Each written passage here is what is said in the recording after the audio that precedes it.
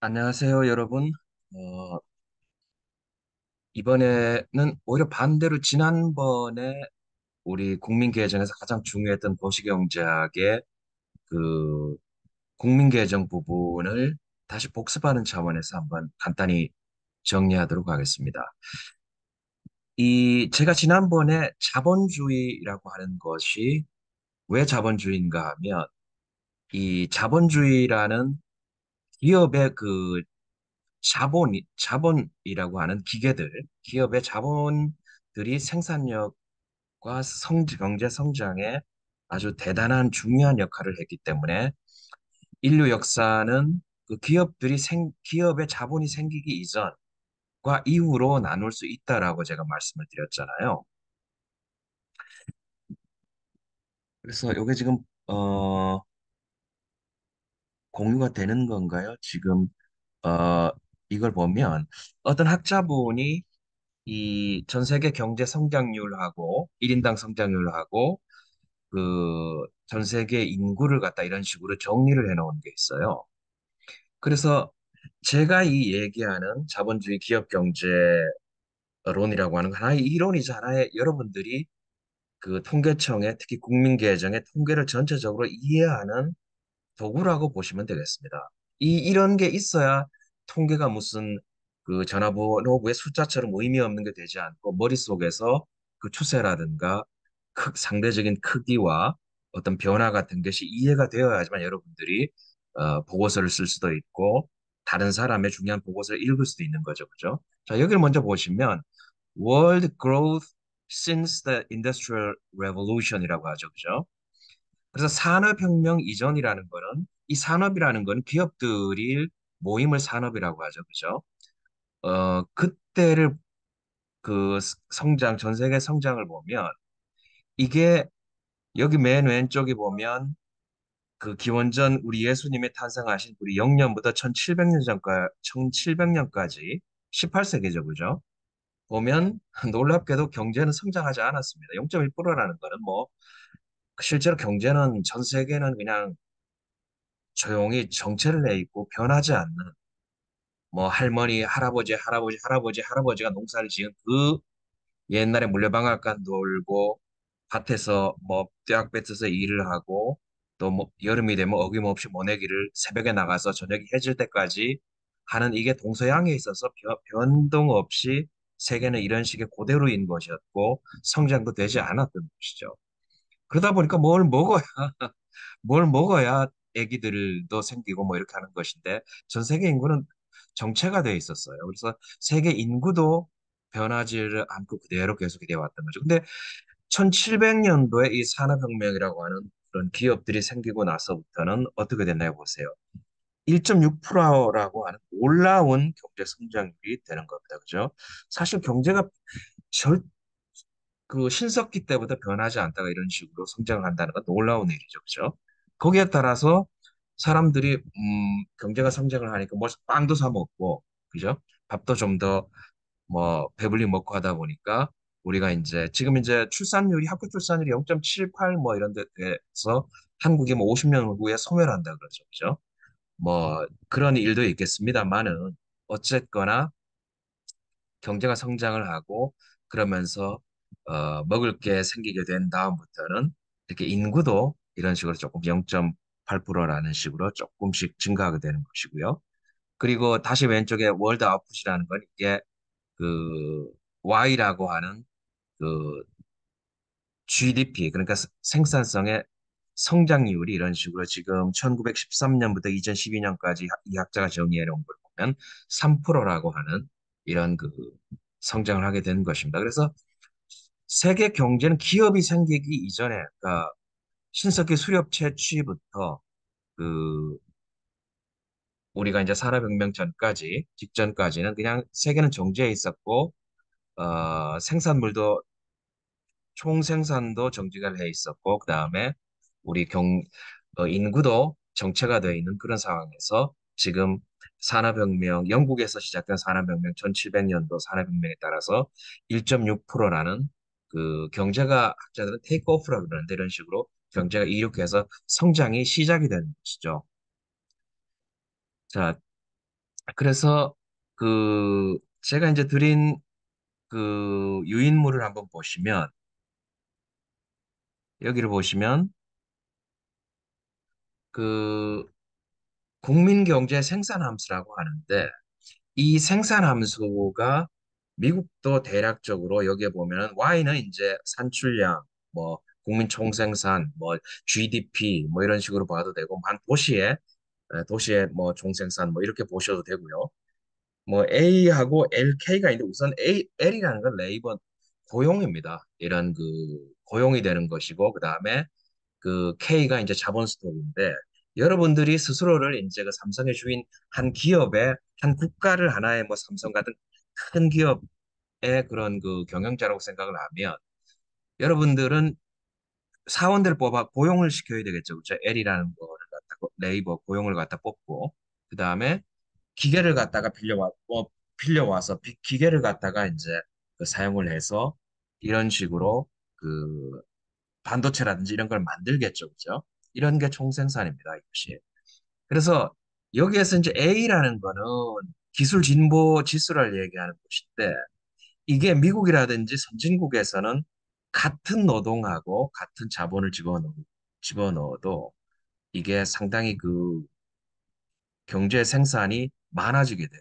그러니까 뭐 경제가 많이 발전된 그런 첨단 고도화된 그런 국가들 같은 경우에는 상대적으로 그 기술 효율성이 높다 보니까 같은 기계 한 대라고 하더라도 뭐 다양한 어떤 그런 그 기술적인 이점에 의해서 더 많이 그 성장이 되는 어떤 그런 것들이 되는 거죠.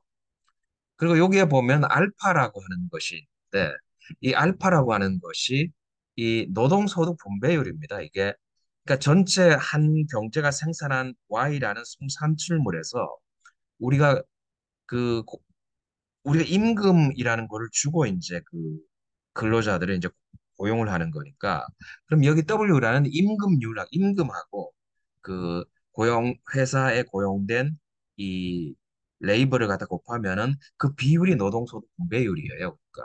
그러니까 여러분이 삼성의 그 뭐 회장이라고 생각을 하시고 삼성에서 고용을 해서 종업원들을 고용을 해서 반도체를 만들잖아요. 그죠? 그러면 거기에서 그 전체 1년 동안에 생산된 반도체 곱하기 그 반도체 가격이 이제 Y인데 여기에서 종업원들한 한 명 한 명들한테 매달 급여를 주잖아요. 그죠? 이게 한 60% 정도 경제에서는 그 자본주의 경제에서 한 50%에서 60% 정도 이렇게 고정이 돼 있어요. 그래서 이 한 경제 기술 효율성 지표 같은 A라는 걸 알고 그다음에 이 노동소득 분배율이라는 게 한 뭐 대략적으로 단기적으로는 뭐 한 60% 정도 안정이 돼 있기 때문에 그다음에 그 기계 몇 대 뭐 예를 들어 1,000대 뭐 반도체 라인 1,000대라고 이런 식으로 하게 되면 이게 한국의 경제 생산하면서 총생산도 되지만은 미국의 A하고 미국의 이제 좀 경제 전체 고용하고 미국 경제 전체 이런 그 삼성의 비교를 하자면 그 경제 전체 기계를 전부 다 합산을 하게 되면 이런 식으로 해서 계산이 되어 있는데 대략적으로 이게 맞다는 거예요. 이게. 그래서 우리가 그 이걸 갖다가 이제 그 공부를 하는 이유가 되는 것이고요. 그 다음에 이런 것이 이제 이건 생산 측면이고 그 밑에를 보시면은 이게 이제 고용된 그 아까 우리처럼 이렇게 고용을 하게 되면 근로자들한테 임금으로 나눠주는 그런 몫이 있는 거고 자본도 빌려와서 투자를 해서 기계를 갖다 만들어서 자본을 이용해서 반도체를 생산하게 되면 그 자본의 소유자들한테도 이 자본에 대한 대가를 지불을 해야 될 거잖아요. 뭐 노동자들에게 대한 대가를 지불하고 기계는 뭐 땅 파서 물 파서 이렇게 기계를 만드는 건 아닐 거잖아요. 그죠? 그러다 보니까 이 실제로 이 자본의 사용자 비용이라 해서 사용된 자본에 대해서 우리가 또 경영자들이 그 비용을 지불을 해야 되는 것이죠. 그죠? 이건 어떻게 되는 건가 하면 이 자체로 구하는 게 아니고 이 우리가 기계 스톡이라는 이 자본 스톡분에 이 전체 우리가 1년 동안 생산한 산출량에서 임금을 빼서 그죠? 이 임금에서 그 고용을 한 그 노동소득 분배율을 빼서 노동소득에 대한 그 노동소득 분배, 노동 그 노동에 지불된 그 소득을 갖다 빼서 이렇게 구하는 겁니다. 그러니까 이게 이제 자본의 사용자 비용이기도 하고 이것이 이제 자본의 반대로 얘기를 하자 그러면 자본의 사용자 비용보다가는 그 수익을 더 많이 내야 되는데 장기적으로는 이게 실제로 경제학적으로는 자본의 사용자 비용이 자본의 수익률과 유사해지게 됩니다. 왜냐하면 그 일단 여러분들이 사장이라 그러면 자본에서 그 빌려와서 투자해서 기계를 산 그런 그 비용 지불하는 비용보다가는 여러분들이 수익을 내서 하는 그 이율이 더 높아야 되는 거잖아요. 그죠? 그러다 보니까 이 자본의 사용자 비용은 장기적으로는 자본의 수익률하고 거의 같아지게 됩니다. 그래서 이런 관계가 이제 존재를 하는 것이고요. 그 다음에 이렇게 생산된 국민소득이 이렇게 그 임금률 W하고 그 다음에 자본의 사용자 비용이라는 R의 그런 그 비용으로 해서 각각 고용된 L 고용과 그 다음에 그 사용된 자본에 대해서 이런 식으로 분배가 되는 것이죠. 자, 그리고 그 밑에 보면 요걸 먼저 하죠. 그 경제 성장 그러면 이거를 이제 수학적으로 이렇게 뭐 로그를 취해서 미분을 하게 되면 정리를 하게 되면 이 Y의 증가율이 국민소득 성장률이고 경제 성장률이잖아요. 그죠? 그렇게 되면 이 Y의 성장률은 이 A라는 기술 진보율의 성장률하고 그다음에 이 노동소득 분배율을 곱하기 이 고용 L이라는 거의 증가율, 성장률 플러스 자본의 성장률 K가 작년에 비해서 얼마나 그 증가했는지에 대해서 이걸 1 마이너스 알파, 그러니까 자본소득 분배율이 되는 거죠. 이걸로 가중평균하는 것들의 합의 경제 성장률이 되는 거예요. 이거를. 그래서 한 경제가 얼마나 성장했는지를 보면 이런 식으로 그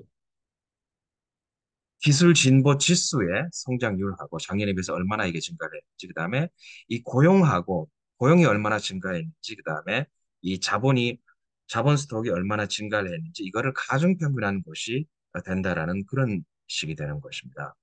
그래서 이거를 지금 제가 우리 그 통계청의 통계 자료로 이렇게 한번 증명을 해보려고 해요.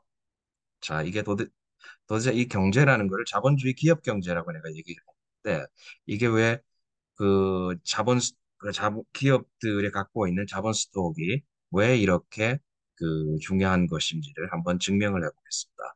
자, 여기 지난번에처럼 그 코시스라는 걸 갖다 많이 이용을 해달라 그랬죠, 그죠? 자, 여기 화면 공유를 하게 되면요, 여기 그 여러분들이 이제 앞으로 계속적으로 익숙해지 보고서를 쓴다든지 아니면 그 뭐 논문을 쓴다든지 할 때 상당히 많이 그 뻔질나게 이렇게 들어와야 되는 거가 고시스 국가 통계 포털이라는 데인데요. 자, 그러면 어 먼저 이 여기에서요 우리가 그 고용이라는 걸 한번 볼게요. 자, 고용이라는 건 먼저 보면 이 노동에 나오는 고용이 있고 총 사업체 조사에 나오는 고용이 있는데 이게 조금 달라요. 자, 보세요. 우리 노동에 보면 경제활동 인구 조사라는 게 있죠. 그죠? 경제활동 인구 조사를 보면 여기에 보면 취업자 수가 이게 고용이라고 볼 수 있는 거잖아요. 그죠? 이게 1993년도부터 이렇게 나오죠. 자, 이걸 갖다가 이렇게 눌러가지고요. 자, 보세요. 이걸 이용하는 방법은 조회 설정이라는 데 들어가시면 이거를 1970년대부터 한번 이 고용이라는 게 어떤 식으로 우리가 변해왔는지를 한번 보자고요. 자, 이게 시점을 이렇게 보면 이게 연으로 이렇게 바꾸시고요. 그 다음에 1970년대 우리가 경제개발을 본격적으로 우리나라의 대기업이 생기기 시작했던 데 1970년대라는 것이. 그 다음에 1922년도까지 이런 식으로 어, 해서 이제 조회를 해보면 자, 이게 여러분들 보세요. 1970년도에 그, 우리 취업자 수가 몇 명이에요? 여기 보면 960만이죠. 그죠? 약 1000만 명이 안 되는데, 한 1000만 명이라고 해보죠. 1970년도에 경제활동 인구조사상의 고용원 취업자는 960만 명. 자, 쭉 오른쪽으로 컷을 이동을 해서요. 지금 2022년도에 얼마가 되는지 보세요. 2800만이죠. 2800만, 그죠? 자, 이게 2800만으로 해서 약 얼마가 증가를 했냐면 약 한 2.8배 정도 증가를 한 거죠. 약 3배가 안 되게 2.8배 정도 증가를 한 거예요. 많이 경제가 증가함에 따라서 1000만 명에서 2,800만 명으로 증가하고 우리가 지금 5천만 명이죠. 그죠? 그러니까 한 55% 정도, 52, 3%의 사람들이 지금 취업자로 있는 거예요. 그래서 대부분 이렇게 경제의 절반이 뭐 노인들하고 15세 미만 경제활동 인구를 뺀다 그러면 그죠? 상당히 대부분 취업이 돼 있다라고 볼 수가 있는 거죠. 이런 통계 수치의 어떤 그런 규모 정도를 보시고요. 자, 그러면 이런 통계 자료, 고용 통계 자료가 있고요. 자, 그러면 기업 안에 있는 자영업자들이라든지 뭐 이런 것 사람들 뺀 이런 거를 본다 그러면 이걸 접고요. 음, 여기에 기업 경영이라는 걸 한번 보세요. 기업 경영이라는 걸 한번 보시면 어,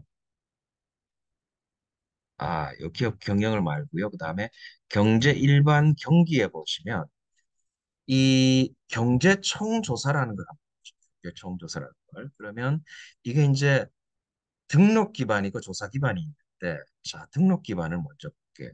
자, 등록 기반을 보고, 2020년 정도의 걸 한번 보죠.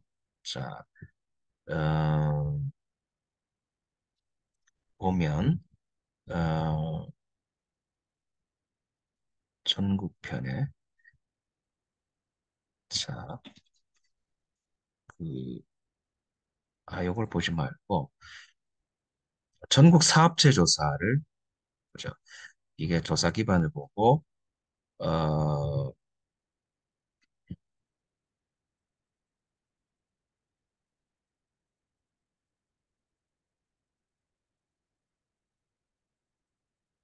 요거는 요걸로만 보죠. 자, 일단 한번 요 통계 차이를 제가 보여드리기 위해서 이렇게 하는 것인데요. 전국 사업체 조사에 이런 등록 기반을 보게 되면 자, 이렇게 한번 들어가 보세요.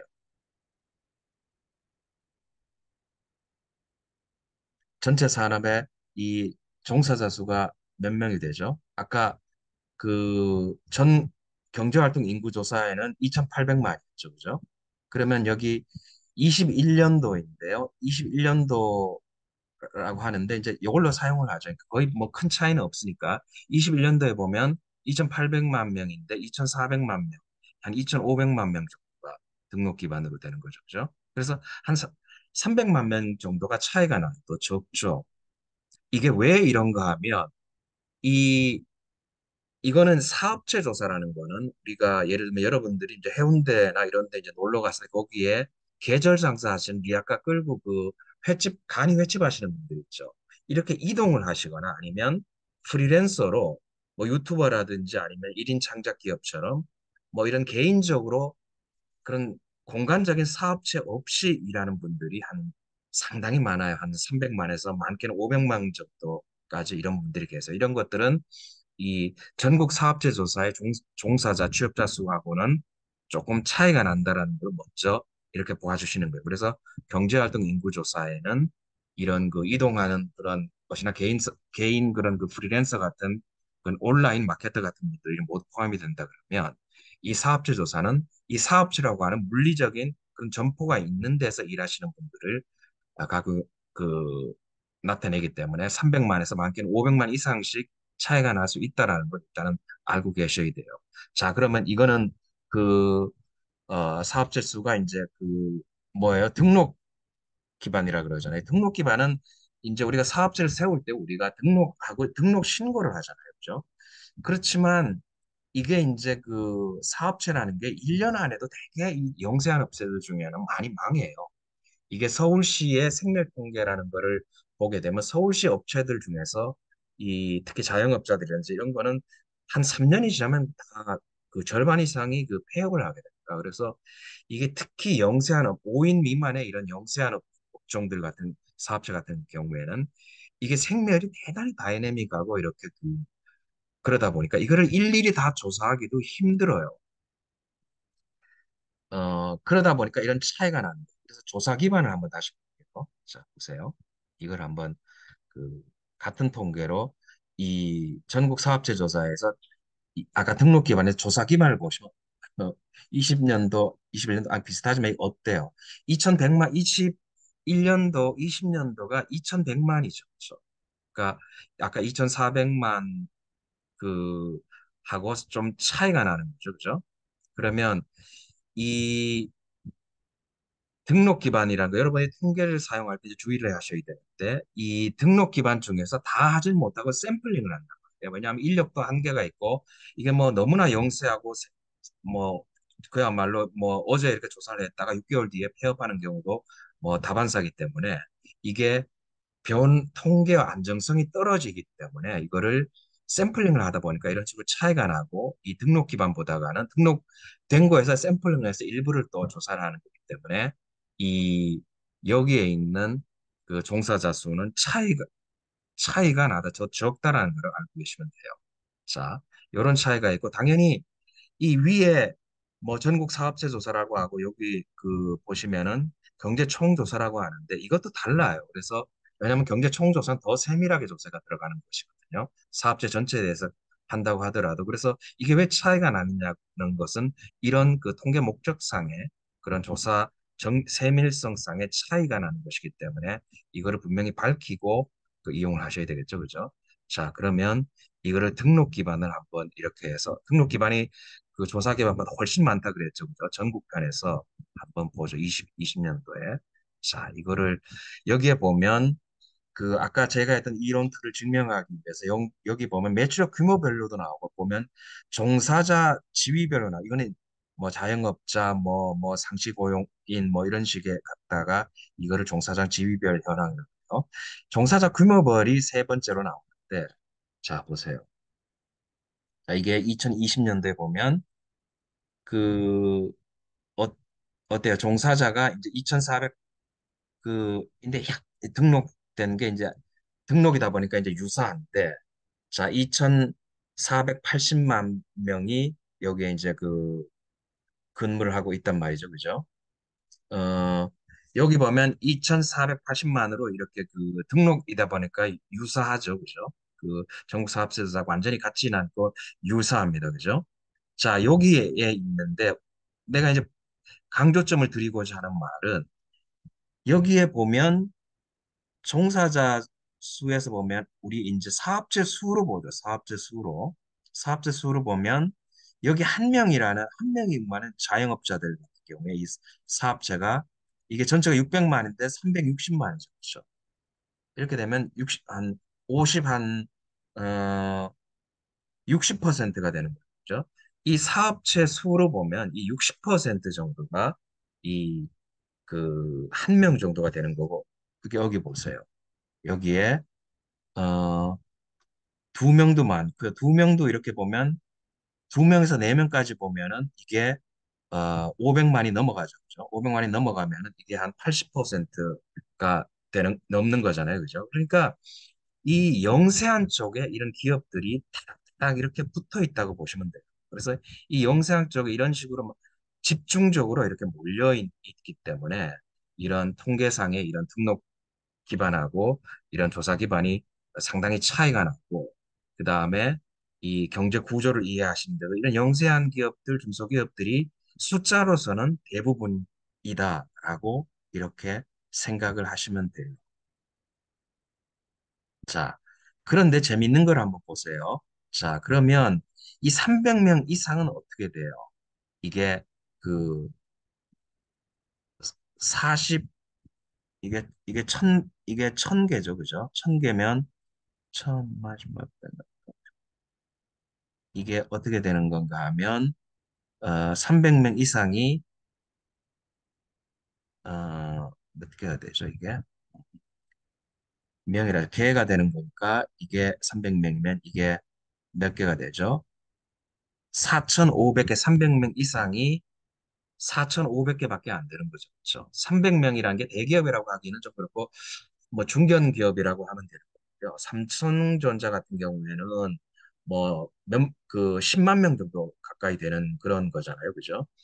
이런 거를 본다 그러면 이게 300명 이상 되는 중견기업 같은 것들이 이 숫자는 이 연체에 비해서 사실은 그 1% 정도밖에 안 되는 1%가 좀 넘는 그런 거가 되지만 뭐 고용은 370만 원이니까 그 한 20% 정도 20% 정도가 되는 거잖아요. 그죠? 이 2,400만 중에서 37만이니까 그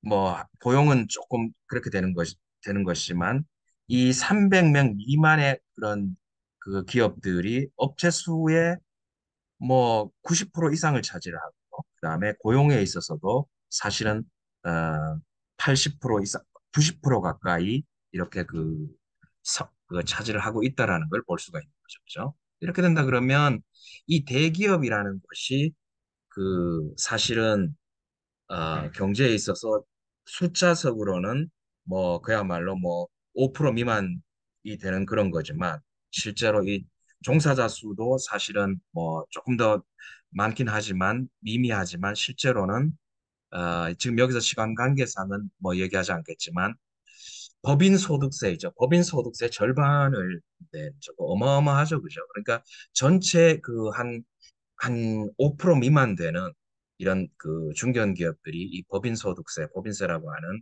우리가 그걸로 애들 교육도 시키고 그렇죠. 그다음에 교육비 보조금 우리 교육청에서 관련된 전문위원님실에서 일하시는 분들은 알 거예요. 그렇죠? 그다음에 우리 여기서 얘기하는 우리 도로라든지 뭐 공원, 우리 서울시의 이런 공원이나 이런 것들이 사회 뭐 기반 시설이라든지 SOC 같은 이런 것들이 법인 소득세에서 우리가 충당이 되는데 그게 한 불과 지금 여기서 300인 이상으로 보면 불과 뭐 그 1% 남짓 되는 이런 대기업들에서 50%가 넘는 50% 이상 되는 법인 소득들을 내는 거기 때문에 이 경제 핵심이라고 볼 수가 있는 거죠.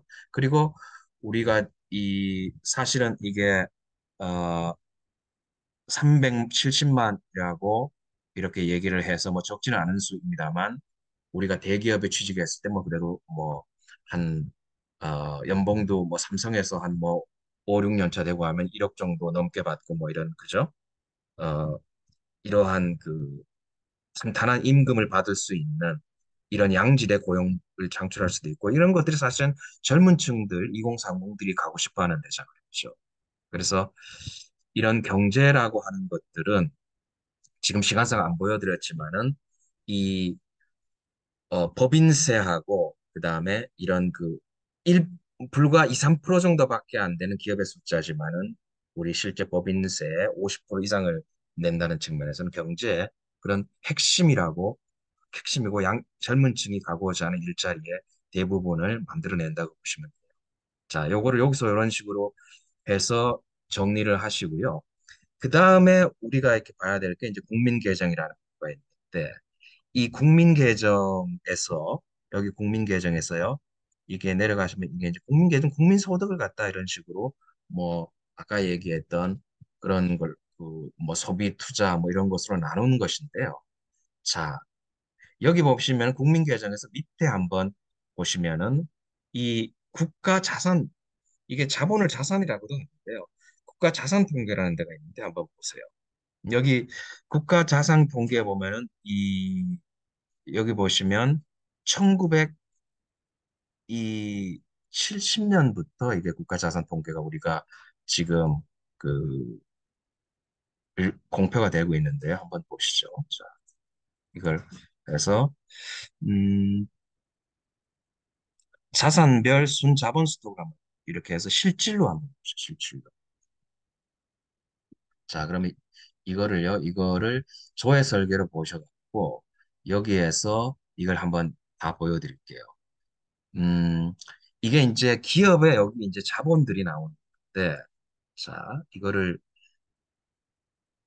1900 뭐 아까 한 20년까지로 할까요? 그다음에 우리 여기에 보면 1971년부터 나오죠. 그죠?